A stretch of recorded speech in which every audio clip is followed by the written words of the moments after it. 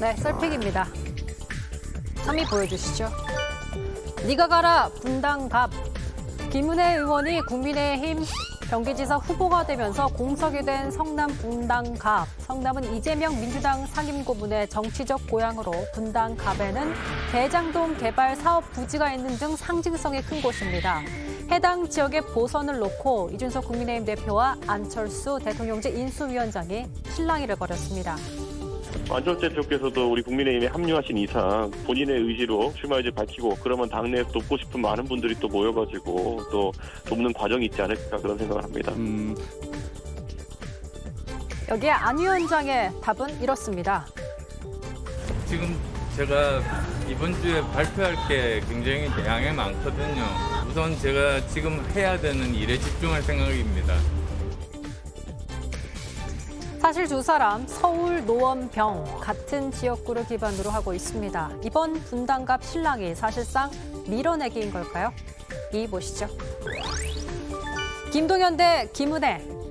이번 지방선거 핫플레이스 경기지사 대진표가 확정됐습니다. 민주당 김동연 전 부총리가 국민의힘 김은혜 의원이 맞붙게 됐는데요. 최근 피플 네트워크스 리서치 조사 결과를 보면 김동연 후보가 7.8%포인트 차이로 오차 범위 밖에서 앞서는 걸로 나옵니다. 국민의힘 경기지사 최종 후보 선출 전 실시된 리얼미터 조사에서는 0.4%포인트 차 접전으로 나타난 적 있었죠. 지방선거까지 약 한 달, 경기도 표심 누굴 향하고 있을까요? 마지막으로 1위 보시죠. 속도 내는 검수 단박. 검수 단박. 검찰 수사권 단계적 박탈을 뜻하는 박병석 국회의장의 중재안을 말합니다. 오늘 오전 박 의장 주재로 여야 원내대표가 다시 마주 앉았지만 서로 입장차만 확인했습니다. 민주당은 오늘 법사위에서 중재안을 처리하겠다고 했는데요. 국민의힘 필리버스터를 강제 종료하기 위해선 정의당의 협조가 필요한데 정의당도 중재안에 힘을 실었습니다. 중재안을 둘러싼 여야 강대강 대치 어떻게 결론이 날지 지켜보시죠. 여러분이 픽한 오늘의 썰 무엇인가요? 네, 강재영 아나운서가 세 가지 소식을 전했는데요. 이 중에서 하나씩 좀 얘기를 들어보도록 하겠습니다. 박원석 의원님은 어떤 뉴스를 꼽아서 얘기를 더 해주시겠습니까? 결국 이번 지방선거에 가장 이제 이 귀추가 주목되는 그런 경기도지사 선거, 이제 경선이 핫플레이스. 끝났기 때문에 예. 그 얘기를 좀 해보지 않을 수 없는데요. 어쨌든 김은혜 그 후보가 유승민이라는 거물을 꺾고 후보가 됐으면 이게 지지율이 쫙 상승해서 예. 뭔가 본선의 경쟁력이 높아지는 분위기가 나와야 되는데 바람을 탈 줄 알았는데. 객관적으로 보면 지금 분위기가 그렇지는 않아요. 하나는 이제 검수완박 때문에 여러 가지 이제 여론이 좀 분산된 측면도 있고 또 한 가지는 이 선거 과정이 좀 개운치 않다 보니까 이른바 윤심 논란 또 윤핵관들 뭐 논란 그렇다 보니까 이기긴 이겼는데 저게 과연 떳떳한 승리냐. 예. 근데 이런 비판적인 평가가 국민의힘 지지층 내부에서도 그리고 중도층 사이에서도 나오는 것 같아요. 이를테면 유승민 후보를 지지했던 그런 국민의힘 지지층은 지금 상당히 화가 나 있는 상태입니다. 전후 맥락을 보면 누가 봐도 윤심이 작용했음이 분명하고 보다 더 직설적으로 윤석열 당선인이 김은혜 후보한테 출마하라고 했다. 이런 얘기까지 지금 돌고 있거든요. 이를테면 이 자리에 있는 장성철 교수 같은 사람이 지금 화가 많이 난 거예요. 이런 분들이 본선에서 과연 화 풀렸습니다. 본선에서 과연 국민의힘 예. 후보를 선택하겠는가. 장성철 교수님의 얼굴 좀 클로즈업을 해주시겠습니까? 화가 났는지. 화 안 났습니다. 그러니까 이런 균열이 생기기 시작하면 사실은 박빙의 선거에서 굉장히 힘든 선거가 되거든요. 민주당도 경선이 끝났는데 민주당은 결선 투표제도가 있었습니다. 예. 그래서 결선 투표에 가지 않겠나 이런 예상이 지배적이었는데 의외로 김동연 후보가 과반 이상을 얻어서 1차 투표에서 끝나버렸어요. 예. 어떻게 보면은 그 민주당 지지층이 김동연 후보가 원래 민주당 출신이 아님에도 불구하고 지방선거에서 이기기 위한 일종의 전략적 선택을 이번 그 경선에서 보여준 거 아니냐. 그러면서 봤을 때 경선이 끝난 지금 상황에서의 현재 분위기로 보면 오히려 지방선거 전반의 불리함 가운데에서 경기지사 선거의 분위기는 민주당이 그렇게 나쁘지 않다. 이렇게 볼 수 있을 것 같아서 본선 결과는 뭐 섣불리 예측할 수는 없죠. 지금 한 달이 넘게 남았으니까요. 네. 하지만 현재 분위기는 네. 그래서 저는 자칫하면은 이 지방선거, 경기도지사 선거의 결과가 일종의 윤탐대실이 될 수도 있겠다. 네, 이런 그 생각도 듭니다. 예. 제가 조금 말씀을 드리면 좀 길게 얘기하셔도 됩니다. 원래 그렇습니까? 유승민 후보를 네. 경기도지사 경선에 끌어낸 게 장성철 교수님이 끌어만 내고 책임을 아무것도 안 졌어요. 책임을 뒤에서 좀 졌다고 하는데 제가 확인을 못했습니다. 그 본인- 선거 캠프 가서 청소도 한 번 안 했고 음, 뭐 방문도 한 번 안 한 것 같아요. 유승민 후보가 이 자리에 와서도 이분 때문에 나왔다 내가라고 얘기를 했거든요. 두 분이 호흡이 잘 맞으시네요. 저를 공격하는데. 집이 근처에서 가끔 호흡을 맞춥니다. 그렇군요. 저는 이번 국민의힘 경선 결과 과정들이 상당히 유승민 후보를 지지하는 분들에게는 큰 상처를 줬다라고 보여져요. 그분들이 아직도 저한테 개인적으로 문자도 보내오고 예. 연락도 해오고 이러한 일들이 있다라고 화도 내시고 울분 토로하시고 이러거든요. 이러한 감정적인 문제들은 쉽게 풀리지가 않습니다. 그러니까 이걸 김은혜 의원이 어떻게 하면 이분들까지 잘 품어 안을 수 있을까? 예. 그것이 바로 선거 이기는데 가장 중요한 하나의 기반이 될 것 같다라는 생각이 들어요. 유승민 후보의 지지층은요, 상당히 충성도가 높습니다. 이분이 계속 비주류로서 정치권에서 본인의 정치 역량을 발휘해 왔기 때문에 소수지만 예. 상당히 충성도가 높아요. 음. 그러면 이분들 대략 여론조사를 보면 경기도의 여론조사 보면 한 60%가 경기도민들이 유승민 후보를 지지했고 그리고 30% 정도의 국민의힘 당원들이 유승민 예. 후보를 지지했거든요. 이 충성심이 강한 이분들을 어떻게 끌어낼 수가 있을까? 그것을 김은혜 후보 측은 고민을 해야 된다라고 말씀을 드립니다. 예. 잠시만요. 저희가 잠깐 그 경기도 여론조사를 앞서 강정 아나운서 소개했지만 다시 한번 혹시 보여주실 수 있습니까? 앞서 이제 오마이뉴스가 리얼미터에 의뢰한 조사, 그 조사를 먼저 보면 이거는 18일에서 19일에 조사된 겁니다. 이 조사로서는 김동연 후보와 김은혜 후보가 오차 범위 내에서 초박빙의 모습을 보이고 있는데 이게 이제 18, 19일 조사고요. 그런데 이제 뉴데일리가 의뢰해서 피플넷워크스 리서치 PNR이 23일과 24일 조사한 내용을 보면은 여기는 이제 오차 범위 바깥에서 김동연 후보가 이기는 모습으로 나오고 있습니다. 조사 방식은 자동응답에 둘 다 비슷한데요. 약간 시차가 있는데 지금 말씀하신 내용으로 보면 물론 이제 조사 기관이 다르기 때문에 동일선상에서 비교할 수는 없지만 컨벤션 효과를 못 누리고 있잖아요, 예, 지금. 그런 부분이 있다. 네, 경선을 치렀으면은 와 그래요, 막 뭐 국민의힘 지지층이라든지 아니면 윤석열 당선인을 지지했던 분들이 자 이제 후보 정해졌으니까 우리 마음 모아서 경기도 탈환합시다 이런 으쌰으쌰 분위기가 나와야 되는데 이거 뭐야 이렇게 불공정한 경선을 했어? 기분 나빠. 우리는 후보를 뽑혔지만 김은혜 의원 못 지지하겠어 이런 마음들이거든요. 그분들의 마음을 정말 풀어주셔야 돼요. 안 그러면은 선거는 진영이 분열되면 이길 수가 없거든요. 지금 진영이 분열되는 조짐이 있기 때문에 김은혜 후보 측은 이 부분 정말 신경 써야 합니다.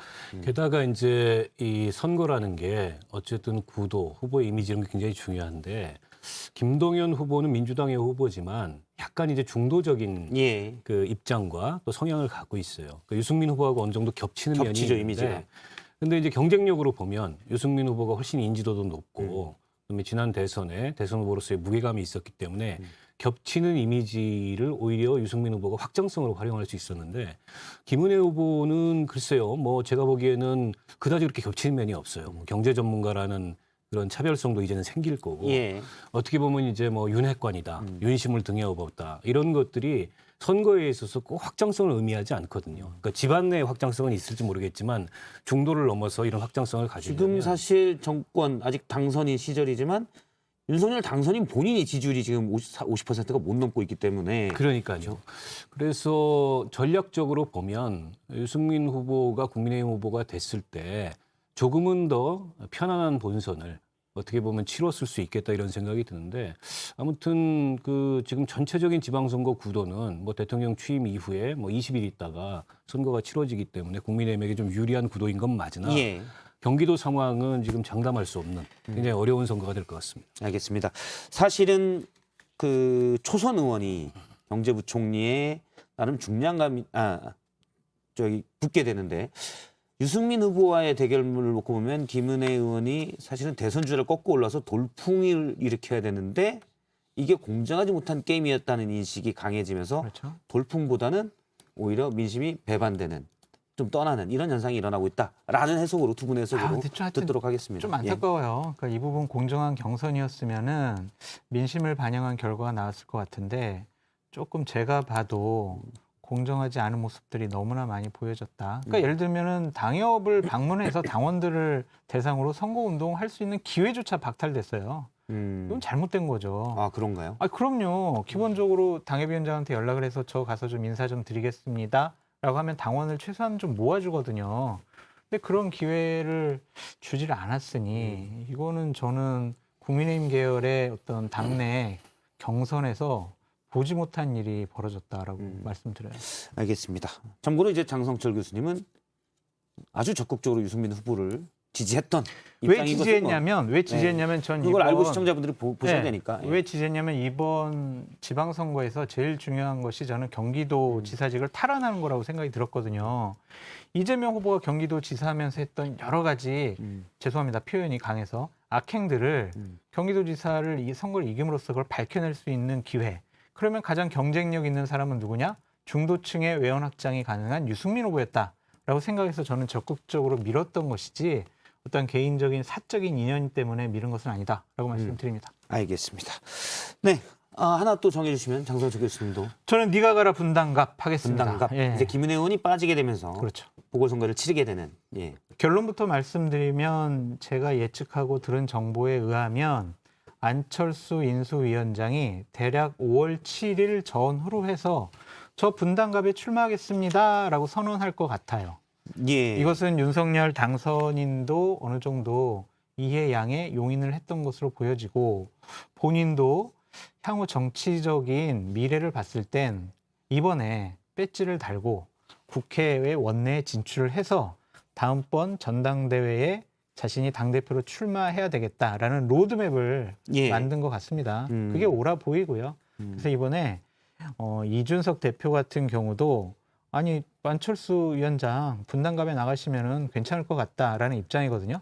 대통령 당선인, 본인, 당대표 모두가 예. 지금 분당갑에 나가는 것에 대해서 긍정적입니다. 그리고 뭐 안철수 후보가 나가면은 예를 들면 불리하지는 않을 것 같아요. 이길 가능성이 높기 때문에 저는 나갈 것이다. 노원을 버리고 이제 분당으로 가는 건가요? 버렸다라기보다 요거는 지금 뭐 점성술이나 이런 거에 의한 게 아니라 아닙니다. 안핵관으로부터 들은 여러 가지 정보를 종합한 정보를- 거예요. 예. 알겠습니다. 일단 뭐 이준석 대표가 분당갑 출마를 권하고 있고 당선인 쪽이 반대하지 않는다면 적어도 당내에 걸림돌은 없는 거죠.